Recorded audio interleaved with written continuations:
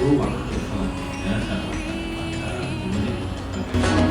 Jadilah generasi emas, cerdas berkarakter itu kita, berjuang dan harus berani, kita terus torehkan prestasi.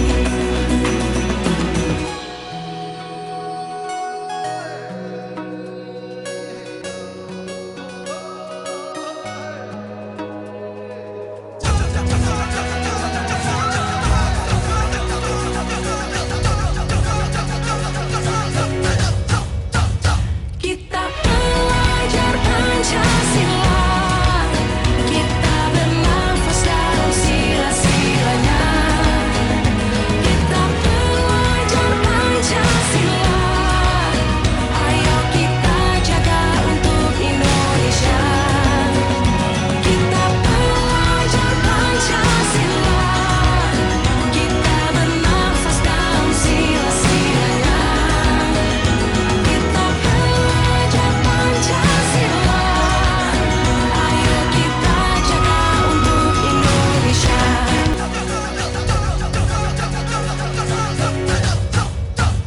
Kita pelajar Pancasila, kita bernafas dalam sila-silanya.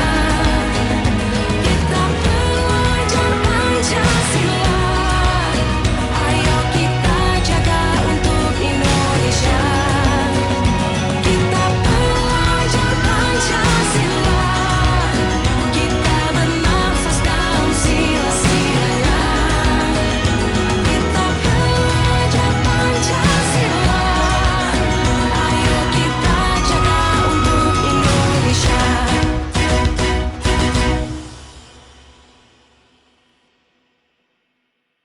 Assalamualaikum warahmatullahi wabarakatuh. Bagaimana kabarnya pagi ini Bapak Ibu, anak-anak? Alhamdulillah sehat luar biasa deh. Terima kasih sekali atas waktunya, karena hari ini ada kegiatan sebentar yang terkait dengan pemetaan aset sekolah, ya, pemetaan aset sekolah. Sekolah ini kan memiliki aset-aset yang luar biasa, apa yang bisa dikatakan dengan sumber daya. Kalau dikatakan sekolah itu berupa memiliki ekosistem. Jadi ekosistem itu merupakan tatanan di mana kegiatan-kegiatan pada lembaga sekolah itu berlangsung. Pada ekosistem ini terbagi ada dua paradigma atau pengembangan. Jadi sekolah bisa dikatakan komunitas. Dan pengembangannya seperti apa? Pengembangannya itu yang pertama ada pengembangan ABCD, Asset Based Community Development, atau pengembangan komunitas berbasis aset atau berbasis kekuatan. Sedangkan satunya lagi adalah pendekatan berbasis kekurangan. Nah, di kurikulum Merdeka ini yang kita kembangkan adalah pengembangan komunitas berbasis aset. Yang berbasis aset itu yang seperti apa? Contohnya kayak gini, kita lebih mengarahnya ke hal-hal atau pemikiran positif atau budaya positif. Jadi contohnya tadi malam ada yang share kegiatan olahraga. Salah satunya visi kita adalah unggul di bidang olahraga. Nah, hasilnya itu merupakan hasil aset. Bukan kita mencari, kalau misalnya ada kekalahan, bukan mencari kekurangannya, tetapi bagaimana kita bisa memperbaiki dari itu. Kita bangkit dari itu, kita berdayakan aset yang ada di sekolah, bukan mencari kekurangan. Begitu Bapak Ibu. Nah, asetnya apa saja? Salah satunya, saya mendatangkan murid itu merupakan aset yang sangat luar biasa. Aset terdiri dari dua, ada aset biotik dan aset abiotik. Aset biotik ini merupakan aset yang terkait dengan hal-hal yang hidup, manusia. Bapak Kepala Sekolah, siswa, guru, staf TU, orang tua wali, termasuk juga aset yang ada pada pemerintah daerah, termasuk juga pada orang-orang yang ada atau yang ada pada instansi dinas pendidikan, termasuk di Pemda, itu merupakan aset biotik. Sedangkan yang abiotik masuknya pada apa? Ada yang hal hubungannya dengan sarana prasarana sekolah, lingkungan, termasuk juga finansial. Nah, yang kita bedah pada pagi ini adalah 7 aset sekolah. 7 aset sekolah itu meliputi apa saja? Yang pertama berupa modal manusia. Jadi modal manusia seperti yang saya sampaikan tadi, siswa modal manusia, guru modal manusia, kepala sekolah manusia. Jadi definisinya apa saja di sini? Ada murid, kepala sekolah, ada guru, ada staf TU, ada pengawas, termasuk penjaga sekolah, orang tua, masyarakat sekitar sekolah. Jadi lingkungan yang ada di luar sekolah itu masuk pada masyarakat sekitar sekolah, ada dinas terkait dan pemerintah daerah. Yang berikutnya ada abiotik. Pada abiotik ini, pada modal manusia ini berhubungan dengan modal lainnya. Modal yang pertama modal manusia, modal yang berikutnya modal fisik. Modal fisik itu yang seperti apa? Bisa dalam bentuk bangunan, gedung, ini termasuk modal fisik. Termasuk juga infrastruktur sarana prasarana, mulai dari saluran pembuangan air, termasuk juga kolam. Hal-hal yang berhubungannya dengan bangunan ini masuk pada modal fisik. Terus ada modal sosial. Pada modal sosial itu yang seperti apa? Modal sosial itu bisa berupa norma, aturan yang sudah kita buat, disepakati, dan mengikat yang ada pada sekolah ini. Hal-hal apa saja? Modal politik itu bukan dalam arti kata kita langsung berhubungan dengan hal-hal politik yang ada di DPR, bukan. Jadi hal-hal apa saja bisa dalam bentuk kebijakan Bapak Kepala Sekolah, kebijakan yang ada di sekolah, aturan-aturan yang mengikat yang ada pada sekolah. Terus ada modal finansial. Modal finansial yang ada di sekolah ini apa saja? Bisa dari BOS, bisa juga mungkin dari APBD dan sebagainya, mungkin dari dinas pendidikan dan sebagainya, termasuk komite sekolah. Terus modal agama dan budaya. Modal agama dan budaya itu yang bagaimana? Modal agama dan budaya ini budaya-budaya atau dari kegiatan agama saja yang dimasukkan, bukan secara fisik bangunannya, tetapi kegiatannya. Nah, terus yang terakhir adalah modal lingkungan atau alam. Modal lingkungan atau alam di sini adalah lingkungan apa saja yang sekiranya ada di sekitar sekolah. Dan di sini ada aset beberapa pohon. Kalau kita hitung banyak sekali ya, kita menanam pohon, kita menanam bunga. Pot itu adalah berapa jumlahnya? Itu aset. Itu aset. Seperti itu Bapak Ibu. Apa ada yang mau ditanyakan? Tidak ada? Kalau tidak ada, kita masukkan pada pembedahan aset ya. Nah, tugas Bapak Ibu nanti kita bagi saja, panjenengan memasukkan nanti di modal manusianya, mungkin ini yang bagian 4 ini mengambil dari modal manusia, menyebutkan, nanti menuliskan di lembaran cetak ini, terus dimasukkan ke sini Bapak Ibu. Yang warna oranye.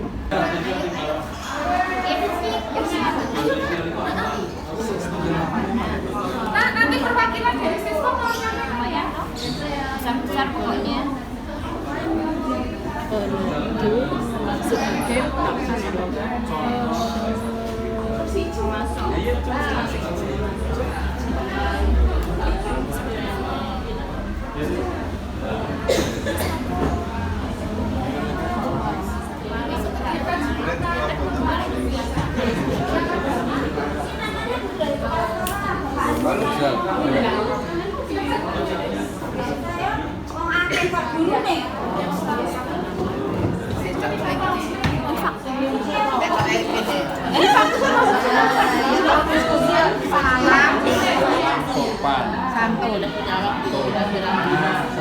jeda ini jedane di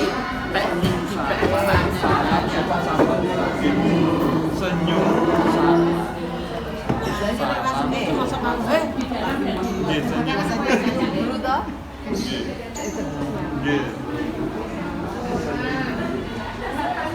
Kolam itu. Iya, Kolam masuk. Terus Kolam. 3.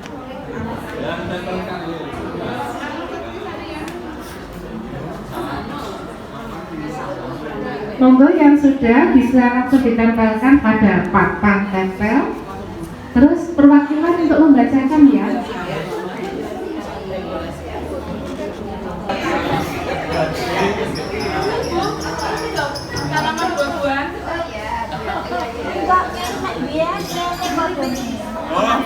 itu memanfaatkan. Nah ini hanya memperhatikan.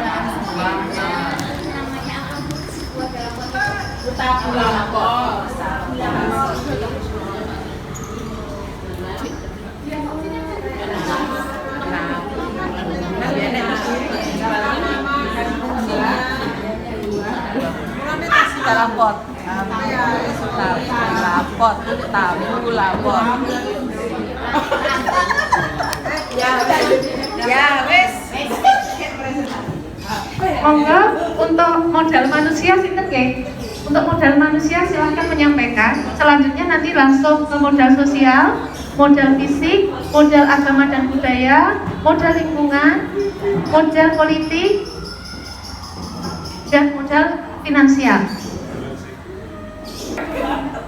Terima kasih untuk modal manusia, mulai dari kepala sekolah, guru, tenaga kependidikan, kemudian siswa, staf tata usaha, pengawas sekolah, orang tua, masyarakat di sekitar sekolah, dinas terkait, dan pemerintah daerah.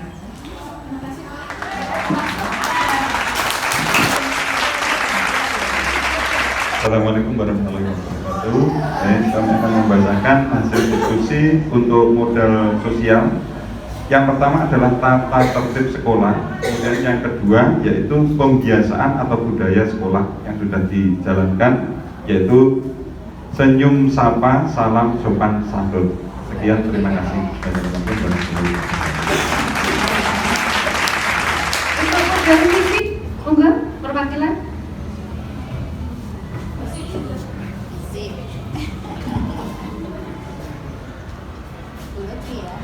Assalamualaikum warahmatullahi wabarakatuh. Modal fisik kita alhamdulillah banyak sekali. Ya, akan saya bacakan dari beberapa modal fisiknya. Ada yang pertama adalah laboratorium. Kita punya perpustakaan, ada ruang kelas, ruang guru, ruang TU, ruang kepala sekolah, terus ada musola, kantin, ruang ekstra, halamannya luas, toilet, parkir, ada ruang kopsis juga. Kita juga punya tempat satpam, terus ada span sapamat, ada ruang multimedia, ruang pertemuan, ada kolamnya juga, ada tamannya, ada UKS, ada gudang, dan juga di tiap kelas juga ada LCD. Terima kasih. Kali untuk aset secara fisiknya, terus langsung pada modal lingkungan alam. Untuk modal lingkungan alam yang kita temukan dalam kelompok kami adalah 1. Pohon peneduh sekaligus pemasok oksigen.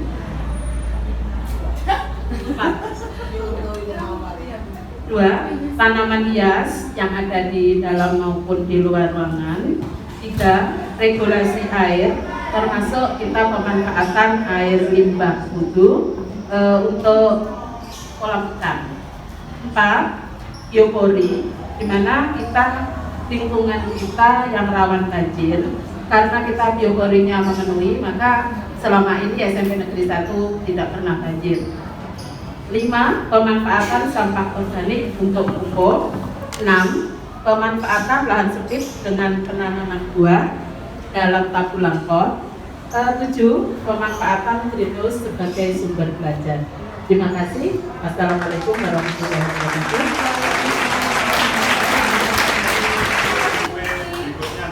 Langsung berikutnya modal politik. Monggo anak-anak Silakan perwakilan dua anak ya menyampaikan karena banyak sekali. Ini Izin menyampaikan model politik. Ada pemilihan ketua OSIS, pemilihan ketua kelas, pemilihan ketua ekstrakurikuler, pemilihan kepengurusan, pembacaan ikrar hidup bersih, ikrar kejujuran, ikrar adilan juga. budaya. Monggo dipersilakan.